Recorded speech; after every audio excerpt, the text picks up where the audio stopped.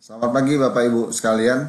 Assalamualaikum warahmatullahi wabarakatuh. Ketemu lagi sama saya Darius Antoni dalam mata kuliah eh, Manajemen Information System. Adapun topik pada kesempatan ini adalah tetap membahas tentang transformasi digital. Video ini ataupun presentasi ini kelanjutan dari video sebelumnya yang membahas tentang transformasi digital dan topik transformasi digital is about the customer need.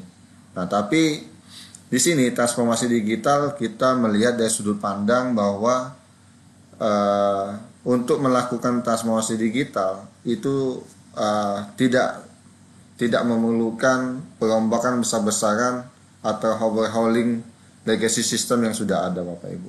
Tapi cukup dengan membuat atau melakukan secara bertahap-tahap dengan cara membangun, ya kan, bridging sistem informasi yang ada pada perusahaan, Bapak Ibu sekalian. Nah, ataupun materi yang saya pakai pada presentasi saya kali ini yaitu saya adopsi dari penelitian Nathan Few dan Andre pada yang saya ambil pada artikelnya di Harvard Business Review.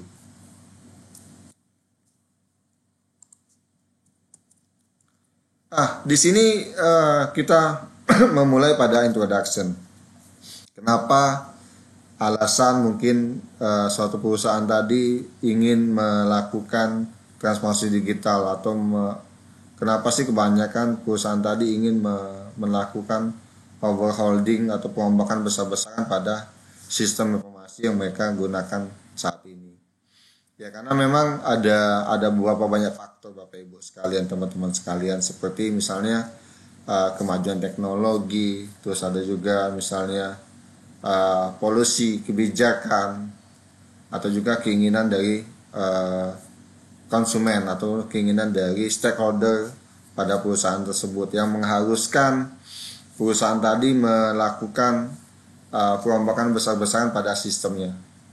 Nah, tapi Bapak Ibu sekalian, jika dilakukan perombakan besar-besaran tadi, itu akan sangat sangat memiliki resiko yang sangat besar pada perusahaan tadi. Ya, ini dikarenakan mengapa harus karena memiliki resiko yang sangat besar pada perusahaan. Karena memang sistem yang lama itu memiliki misalnya prosedur ataupun SOP, dokumen yang telah ada.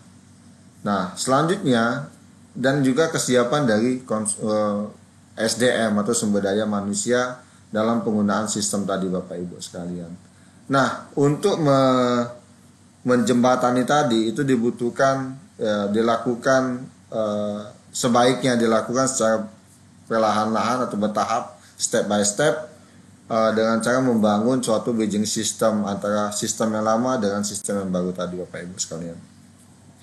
Nah, di sini kita lihat di dalam slide kita, ya kan, ini dapat dicapai dengan cara membangun antarmuka, ya, middleware, Bapak Ibu, untuk menghubungkan front office dan back office dengan cara memungkinkan unit bisnis untuk mengadopsi solusi yang diperlukan saat ini, sementara IT mengubah ujung ataupun back office dan front office dengan cara ringkas dan tangkas tadi, Bapak Ibu sekalian. Dengan seiring waktu, ya, dengan perjalanan nanti semua sistem tadi akan diganti secara total.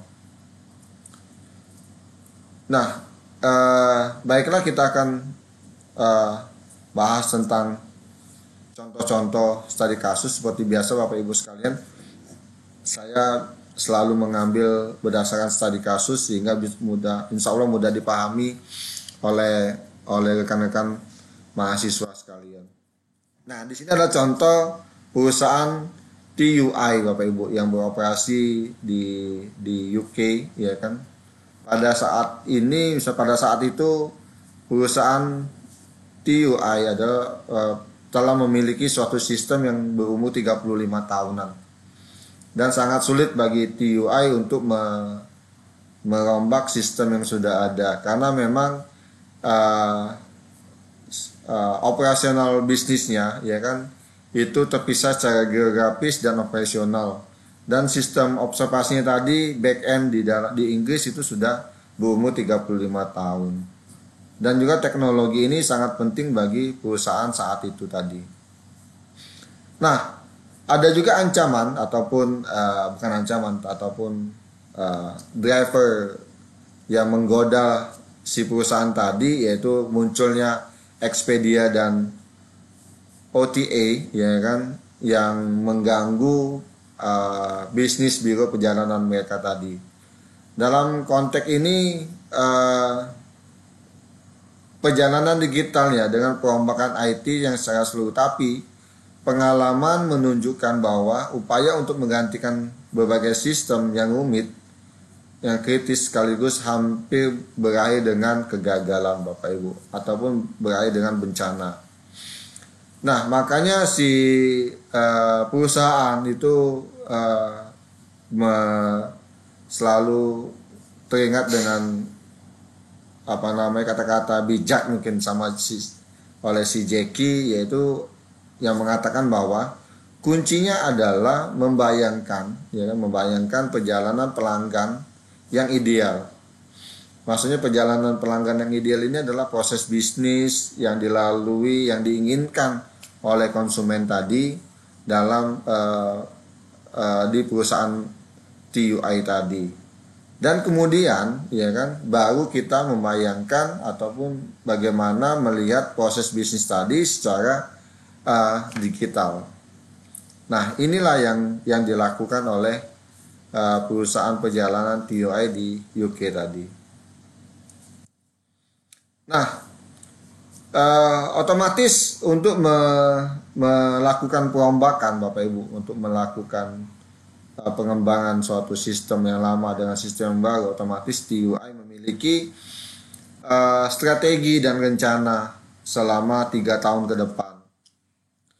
Ya, kalau di sini saya menggambarkan tentang bagaimana misalnya senjata Jepang samurai itu digantikan dengan Gundam misalnya. Ya kan dibutuhkan tahap dan proses perlahan-lahan, step by step, sehingga menghasilkan mungkin produk atau layanan atau senjata yang baru bagi negeri Sakura tersebut. Nah, TUI mengembangkan rencana 3 tahun untuk menggantikan teknologinya Bapak Ibu. Jadi memang mereka memiliki strategi step by step tadi. Selama 3 tahun mereka merencanakan untuk mengganti teknologi yang lama dengan teknologi yang baru. Otomatis di tengah perjalanan akan ada amputasi dan adopsi di dalam perjalanannya tadi. Awalnya mereka mengidentifikasi Bapak Ibu membuat customize suatu sistem yang digunakan untuk mengidentifikasi kebutuhan ataupun keinginan dari konsumen mereka tadi, sehingga mereka dapat belajar dari pelanggan apa yang mereka inginkan, apa yang konsumen mereka inginkan untuk proses ataupun teknologi digitalnya ke depan. Yang selanjutnya adalah kemungkinan menghubungkan aplikasi front end dan back end ke aplikasi legacy tadi dengan antarmuka middleware Bapak Ibu sekalian. Nah, mungkin bahasanya agak sangat sulit diterjemahkan. Mungkin saya bisa menggambarkan bahwa kita membuat suatu interface Bapak Ibu, interface yang baru, ya kan? Interface yang baru misalnya, tapi menggunakan data yang lama. Data yang lama tetap kita jalankan, ya kan? Database-nya tetap, ya, database-nya tetap, tapi interface telah digantikan dengan interface yang baru mungkin. Tapi proses penginputan secara perlahan-lahan digantikan dengan proses yang ada di mana tuh, yang ada di yang lama dan juga yang baru tadi. Jadi ada suatu jembatan Bapak Ibu yang menghubungkan perusahaan sistem yang lama dengan sistem yang baru tadi, yaitu database-nya tadi. Selanjutnya TUI membagi aplikasi backend menjadi subsistem yang berbasiskan modul dan perlahan-lahan menggantikan penambahan fungsionalitas dan aplikasi backend dengan setiap langkah tadi. Ya ini tadi Bapak Ibu membagi dia dalam pengembangan suatu sistem tadi, sistem informasi dalam satu perusahaan Bapak Ibu sekalian, teman-teman mahasiswa. Memang kita memerlukan dalam mempermudah pengembangan tadi, kita harus bagi berdasarkan modul-modul ataupun membagi berdasarkan unit-unit proses bisnis yang ada pada perusahaan tadi. Sehingga dengan cepat, dengan perlahan kita akan bisa membuat checklist atau juga membuat prioritas mana yang sangat penting, mana yang urgent untuk dikembangkan, yang tidak mengganggu dalam proses bisnis tadi. Nah, setelah kita identifikasi atau membagi pemodal tadi, kita akan improve, enhance sistem yang lama, ya kan, sistem yang lama. Misalnya kalau dulu tidak ada data pelanggannya cuman nama, alamat, mungkin. Nah, kita bisa masukkan misalnya foto, Instagram, Facebook dari pelanggan tadi. Kita masukkan file-file yang baru untuk memenuhi atau untuk membantu si perusahaan dalam menganalisis keinginan si pemakai tadi Bapak Ibu sekalian. Setiap kali perusahaan memutarkan komponen back-end aplikasi, mereka terlebih dahulu mengujinya di suatu pasar dan kemudian mengulangi prototipe untuk memperbaikinya sebelum bekerja dengan proses bisnis lainnya. Ya, ini adalah tahapan yang sangat penting Bapak Ibu sekalian untuk apa? Untuk membuat dulu suatu konsep, model dan prototipe, terus kita uji coba sehingga kita bisa mengetahui kelemahan, mungkin koneksi, delay, loading, ya kan? Bagaimana suatu aplikasi tersebut kalau diakses dengan 1000 konsumen, diakses oleh 100 konsumen ataupun 10 atau 100.000 konsumen secara bersamaan. Nah, itu mungkin diuji cobakan dulu sehingga kalau tidak ada masalah dari segi responsifnya ataupun dari sistem tampilan dan segala macam, barulah kita mengimplementasinya secara keseluruhan di dalam suatu organisasi tadi Bapak Ibu. Nah, ini adalah saya gambarkan adalah bridging information system Bapak Ibu. Bridging information system saya gambarkan di sudut kanan slide saya tampilkan ada intersection, ada playover yang menghubungkan utara, selatan, timur dan barat. Nah, ya dengan menggambarkan ini mungkin Bapak Ibu bisa membayangkan seperti inilah yang namanya bridging information system tadi, menjembatani setiap kebutuhan masyarakat tadi. Ya kan, peranan bridging system ada middleware sangat jelas di sektor jasa keuangan. Misalnya contoh Bapak Ibu sekalian, pada tahun 2015 Parlemen Eropa mengadopsi arahan baru layanan pembayaran PSD2. Salah satu tujuan dari undang-undang ini adalah untuk memungkinkan pengembangan pihak ketiga untuk membangun aplikasi dan layanan di sekitar lembaga keuangan. Jika seorang tidak puas dengan biaya transfer uang bank yang dikenakan oleh bank, PSD2 memudahkan orang untuk menggunakan layanan alternatif yang disediakan oleh pihak ketiga. Nah, daripada menunggu untuk mengubah infrastruktur sistem yang ada atau legacy system untuk mengatasi tantangan PSD2 tadi, lembaga-lembaga seperti Dutch Bank dan OTP yang berbasis di Hongaria telah berfokus untuk membangun API atau pemrogram aplikasi yang memungkinkan mereka untuk menghubungkan penyedia eksternal seperti TransferWise atau AI, penasihat kekayaan yang diaktifkan untuk infrastruktur yang lama mereka tadi pada legacy system tadi Bapak Ibu. Jadi memang dia membuat ataupun mengambil, kalau di kita itu ada namanya web service Bapak Ibu sekalian. Web service yaitu tentang mengambil atau mengizinkan suatu sistem yang baru mengakses data ataupun informasi dalam sistem yang lama tadi Bapak Ibu. Nah, tapi kadang-kadang yang sangat sulit adalah bukan mengkonversinya Bapak Ibu, bukan mengkonversinya dari database yang lama menjadi database yang baru. Itu ya itu mungkin sangat mudah melakukan dengan teknologi yang saat ini sangat mudah melakukan konversi data yang lama, database misalnya tahun 90-an kita konversi menjadi database tahun kekinian, itu sangat mudah.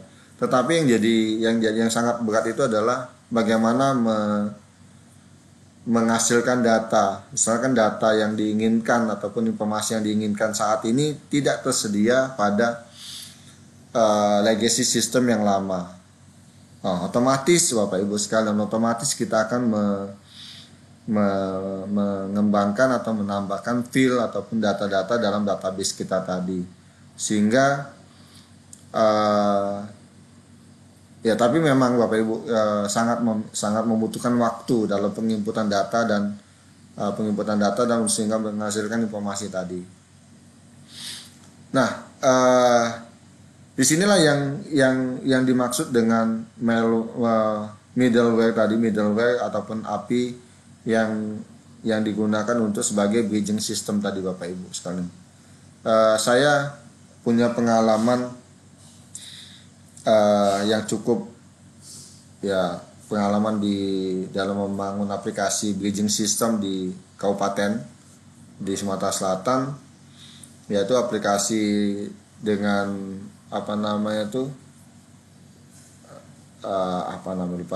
aplikasi keuangan ya kan di BPKAD dan juga di Bapeda tadi Bapak Ibu, yang dikoneksikan dengan sistem yang ada. Tapi memang yang kesulitan pengalaman saya itu adalah bagaimana mereka meyakinkan pihak pemilik sistem yang lama Bapak Ibu sekalian bahwa sistem yang lama ini tetap bisa beroperasi, bisa digunakan, ya kan, bisa beroperasi dan kita tidak menyentuh lah dalam tanda petik, tapi kita mengaksesnya dari belakang atau menggunakan database yang tadi. Apapun yang mereka hasilkan dengan sistem yang lama itu kita ambil, kita olah lagi data tadi dalam sistem yang baru sehingga menghasilkan informasi-informasi yang ada tadi, sehingga bukan BPKAD, di dinas-dinas yang lain tidak melakukan penginputan dua kali. Sistemnya lupa saya, padahal hampir 1 tahun membuat bridging system tadi.